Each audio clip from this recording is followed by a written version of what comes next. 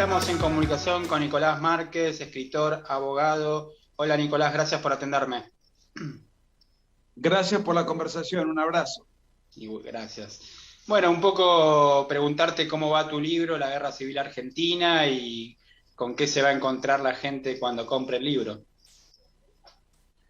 Bueno, en realidad es un libro que yo escribí durante el año pasado, todo un año intenso, dedicado full time a ese libro. Fue publicado en diciembre, pero no lo pude presentar por la cuestión inherente a la cuarentena. Sí. Cuando el régimen pierde las elecciones y abre los salones y abre los lugares de reunión, presenté el libro en Buenos Aires, en un salón colmado, casi 400 personas. Mientras tanto, el libro se estuvo vendiendo desde mi sitio de internet y en las librerías de todo el país, fundamentalmente en la cadena Cúspide. Se estuvo vendiendo muy bien. Lo que pasa que no lo podía presentar, no podía viajar, no podía dar conferencias.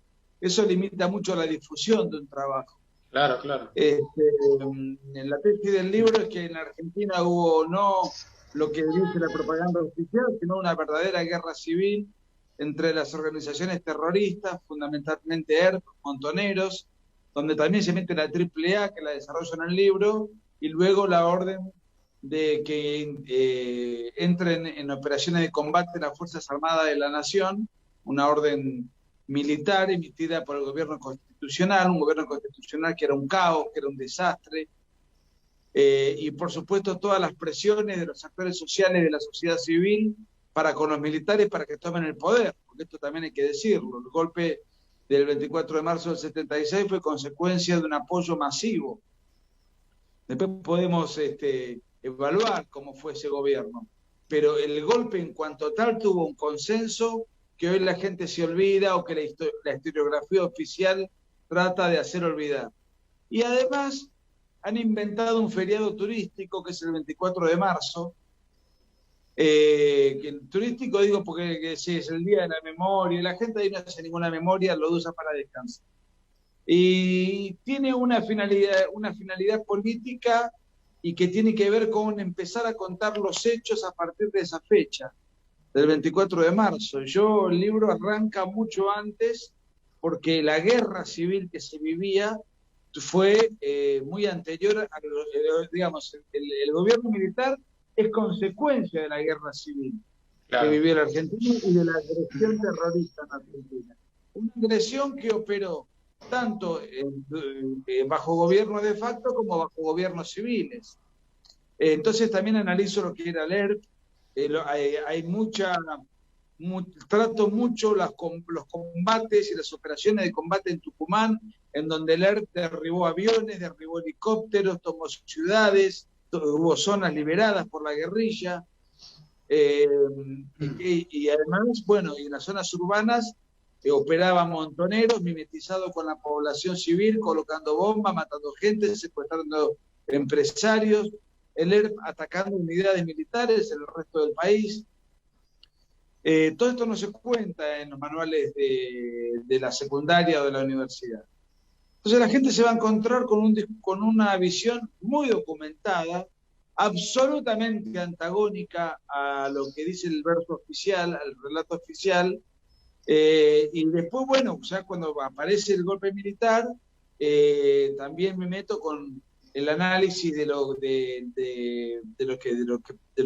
cómo continuó la guerra a partir de entonces, inclusive con el número de desaparecidos. Y este es un punto urticante dentro del cual la responsabilidad es compartida entre peronistas y militares, porque los desaparecidos empiezan durante el gobierno peronista. Claro. Cuando se produce el operativo Independencia y la orden militar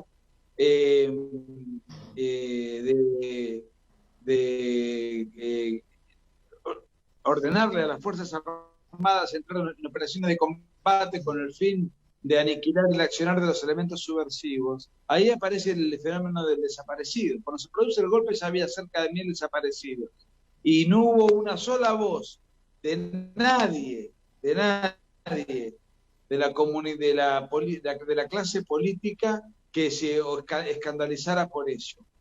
Todo el mundo convalidó la metodología y luego fue muy cuestionada, muy criticada. Yo mismo la critico en el libro, pero hay que ver quién la inició, quién la empezó, quién la pergeñó, quién la ideó, por qué se aplicó. Los militares la continuaron y la cantidad de desaparecidos durante el gobierno militar fue 6.348. La cantidad de bombas y atentados y homicidios cometidos, la cantidad de atentados a nivel general de la guerrilla durante esos 10 años fue de 21.700, lo que equivale aproximadamente a un atentado terrorista en Argentina cada 4 horas durante 10 años. 6 atentados por día.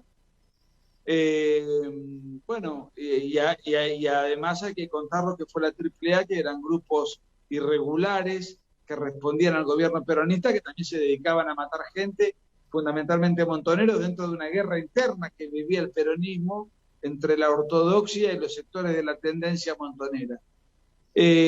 O sea que yo me meto con todo ese caos que se vivía, que fue nuestra guerra civil, negada, y el libro comienza con un párrafo, un fragmento de los considerando de la justicia alfonsinista cuando juzgó a la Junta Militar por decreto de Alfonsín. Yo cuestiono los juicios a los militares por tecnicismos jurídicos que no desarrollo en el libro porque no es el objetivo del libro. Pero, ¿qué dice la justicia? Dice que Argentina vivió una guerra interna y una guerra revolucionaria. O sea, fue la propia justicia en ese fallo donde se juzga la Junta Militar y en donde ese fallo fue confirmado, estoy muy cansado porque estoy trabajando mucho, confirmado por la Corte Suprema en todos sus términos. O sea que la justicia determinó que fue una guerra. Hay una paradoja ahí, si la justicia civil determina que eso fue una guerra, tendría que haberse excusado de juzgar y remitir la causa a los tribunales militares. Claro. Eso no lo hicieron, fue toda una embestida político-ideológica, jurídica durante el régimen siniestro de Raúl Alfonsín. Pero bueno, no me meto en esa etapa de la historia.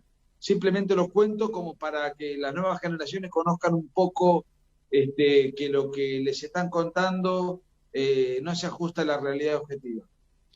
Nicolás, te cambio de tema para preguntarte cómo estás viendo la campaña electoral, qué pensás de las diferentes opciones, si estás conforme con el nivel de propuestas. Mira, me parece que, el bipartidismo nacional entre el kirchnerismo y Cambiemos, yo personalmente celebré la derrota del régimen kirchnerista, no por simpatía para con Cambiemos, que no es un espacio político que me identifique, lo considero socialdemócrata, progresista.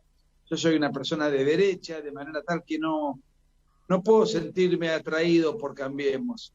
Pero por supuesto que lo considero algo mucho mejor si lo comparo con el kirchnerismo, algo menos mal, es el mal menor, por lejos. Ahora, aparecen fenómenos en escena que no son locales, sino que son internacionales. Las centroderechas de muchos países se han dejado catequizar y colonizar por cobardía y por corrección política y por ignorancia por la agenda cultural de la izquierda. Entonces la centroderecha chilena acepta la ideología de género y toda su agenda y la agenda globalista, igual que el Partido Popular de España, igual que lo que hizo Santos en Colombia, igual que lo que pasó en muchos países de la centro-derecha francesa. Entonces emergen partidos de derecha más convencidos, más contundentes, José Antonio Caz en Chile, el Frente Nacional en Francia, Vox en España, Matteo Salvini en Italia, y en Argentina, que somos un país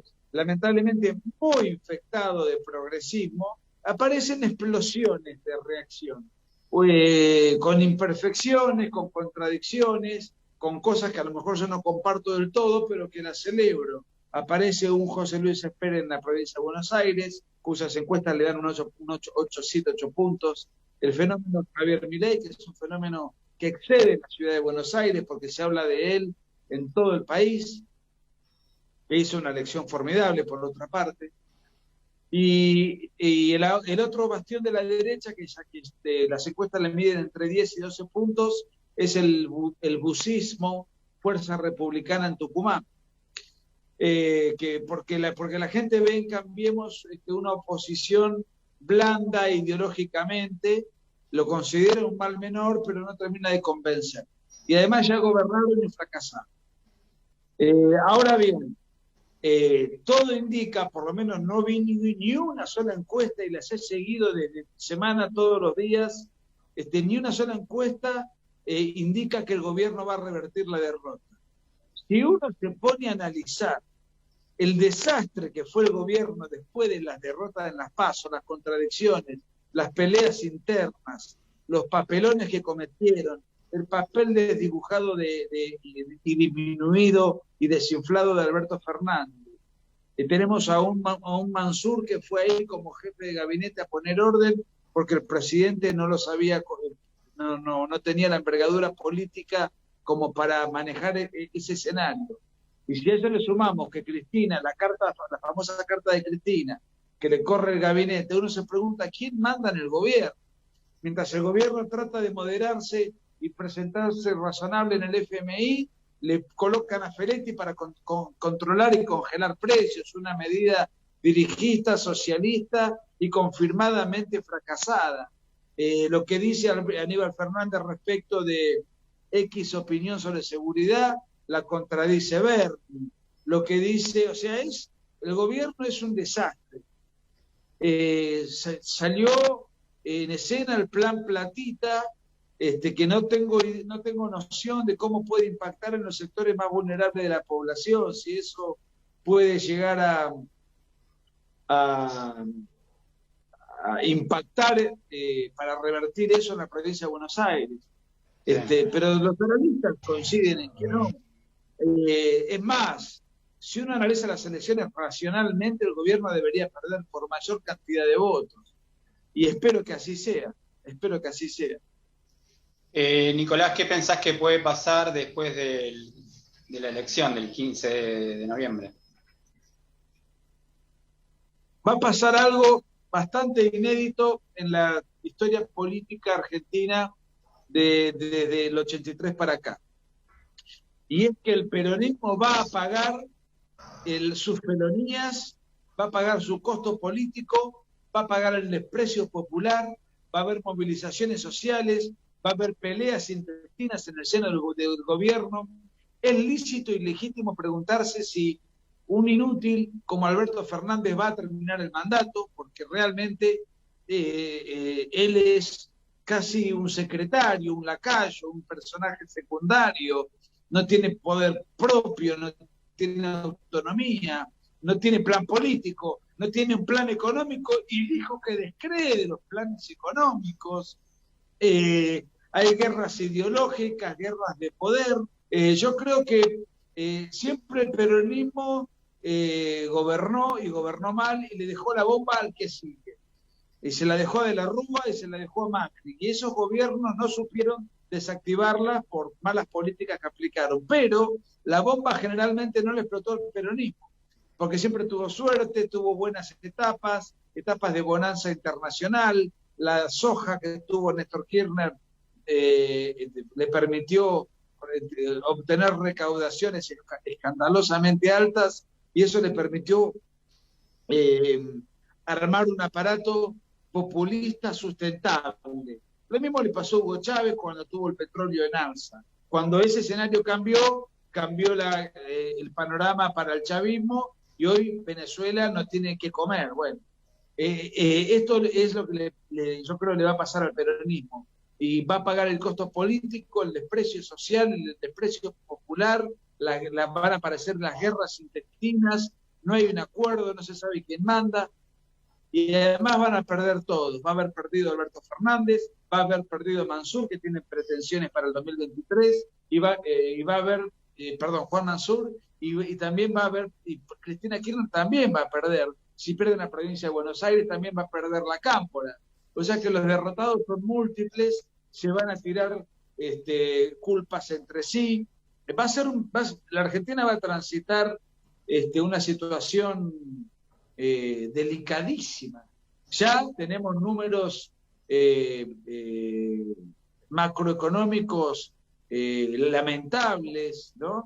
Conocidos de público conocimiento, 50% de pobreza, desempleo, estamos al borde de un rodrigazo, el dólar de verdad vale el doble que el dólar ficcionario que le llaman oficial. Eso va a generar una escalada, la clase media y la clase alta se va a refugiar en el dólar porque no va a tener en dónde refugiarse cuando la inflación ya no la puedan manejar, van a tener que cambiar ministro de Economía, elaborar un plan. A ver, si elaboran un plan de ajuste van a sufrir desprecio popular porque van a tener que hacer, para arreglar con el Fondo Monetario Internacional, van a tener que hacer un ajuste fenomenal que va a afectar a los sectores vulnerables que mayormente votaron al peronismo. Si radicalizan el populismo, van a incurrir en la paradoja de hacer populismo sin plata. Y un populismo sin plata es un populismo impopular. O sea que yo veo que todos los escenarios para el gobierno son negativos. Nicolás, gracias por la comunicación con Quiero a mi país. Fuerte abrazo. Gracias a vos y un fuerte abrazo. Si te gustan mis videos, si te gustan mis libros, si te gustan mis conferencias, yo ahora voy a estar abocado en este canal de YouTube a dar una serie de videos todas las semanas durante todo el tiempo. Ello requiere de tiempo, de preparación, además de todas las actividades intelectuales que uno lleva adelante. Si estás de acuerdo con lo que hago, si te sentís identificado y representado, ten en cuenta que estamos dando una batalla cultural contra toda la progresía, contra la agenda globalista. Y muy desigual. Nosotros no disponemos de fondos y ellos disponen de fondos ilimitados. Entonces te invito a que si estás de acuerdo y podés, dame una mano. Tenés Patreon para colaborar con lo que puedas y de esta manera poder facilitar que todo este trabajo y todo este esfuerzo siga siendo posible. ¿Dónde está? ¿Cómo haces para poder colaborar? Bueno, en la descripción del video ahí está el link de Patreon. Con lo que puedas. Todo suma y todo sirve para que este trabajo que vengo realizando dé sus frutos. Un abrazo.